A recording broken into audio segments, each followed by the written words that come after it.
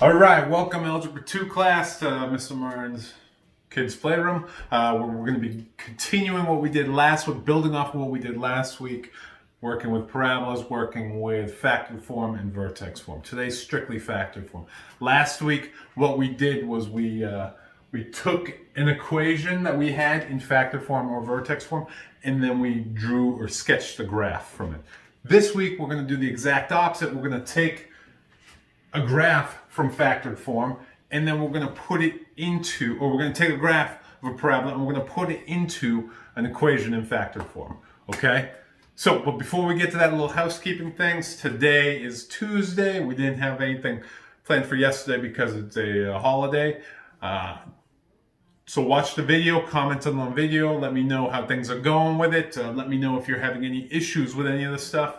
So please do that. That way I can keep track that you're following through with this. And then on Wednesday tomorrow, there's packet work. I want you guys to try. I want you to give it a shot too. You can always email me if you're having a tough time with it.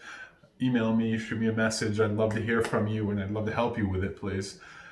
And then on Thursday is makeup day, catch-up day, where you're going to be, you can do work from last week, from this week, from previous weeks, to get caught up to where we are now. And then on Fridays are social emotional day, where Miss A and Miss Johnson are going to be having Google Hangouts a couple times during the day. We can join in, you can go see them, you can go see some of your staff, some of the staff from school in those Hangouts, or some other students you'll probably see too.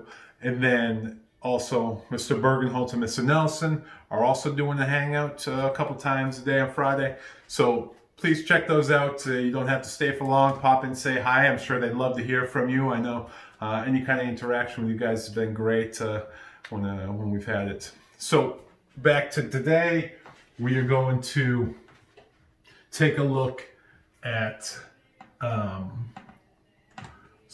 We're going to take a look at this graph to begin with. This graph here, we can see it's a parabola, or not a great looking parabola, but still a parabola, where it crosses the x-axis at -5, -1, and then the y-axis at 0, 3, or the y-intercept is 3 in this case. My equation of factored form is y equals a times x minus r1 times x minus r2. Kind of the key points in this equation are my r1 and my r2, which is my root 1 and root 2. My roots are exactly where the parabola crosses the x-axis. Okay? So in this case, my roots are -5 and -1. And then my, not -5, -3. -3 and -1. All right? So now, let's go ahead and let's put what we know into the equation. We know what my roots are. My roots are -3, -1. So I'm just going to copy down this equation from up here. Y equals a times x minus, and then my first root, we're going to go -3, times my second root, x minus -1, which is my second root. So we have root 1, root 2. Now what I need to do is I need to plug in a value, and I have a value here, my 0, 3, but it could be any value, x and y value, on the parabola for my x and my y point. So 0, 3 is an ordered pair, and my x point is 0, and my y point is 3. So anytime I see an x, I put a 0. Anytime I see a y, I put a 3. So 3, my y value, equals a times 0, because that's my x value, minus a negative, it's just plus 3, times x, plugging in for x, 0, and then minus a -1 is the same thing as saying plus 1. All right, now we're getting a little simpler. We only have one variable left in here, and we just need to solve for this last variable. 3 equals a times 3 times 1. And I simplify this over here. 3 times 1 is just 3. 3 is equal to 3a. Divide by 3. Divide by 3. 1 is equal to a. All right? Good. I figured out what a is. I know what my root 1, my root 2 are. I just go ahead and plug what I know back into the equation. And I always want to keep my x and my y values as variables, because they account for just about all, they account for all the x and y variables in the, or values in the parabola. So we say y is equal to my a value, right? The a comes next. 1 times x minus root 1. So minus negative 3 is just going to be plus 3 times x minus negative 1, which is plus 1. And that, my friends, is my equation for this parabola over here, okay? Y equals 1, which is my a value, times x plus 3, which is my first root, times x plus 1, which is my second root. And I know they're both negative here, but you take the opposite of that and you put it in the equation. All right, so now we're going to get to one that's maybe just a little bit more difficult or a little different than that one. So give me a second as I erase and then set up the next graph, please.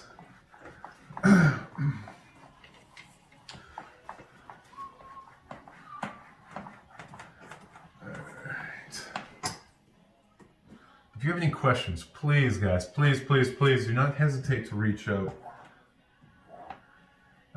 Okay, so this next parabola is going to look a little bit different. Okay.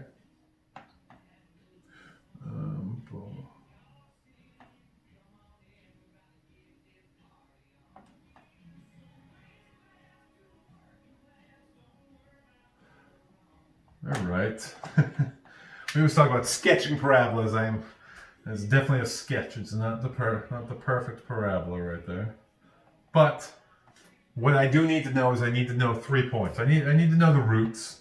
So I'm just going to mark off my roots here. So negative 1 and 2 are my roots.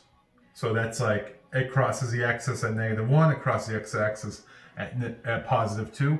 And then this point up over here, again, we're going to use a y-intercept. It's 0, 6.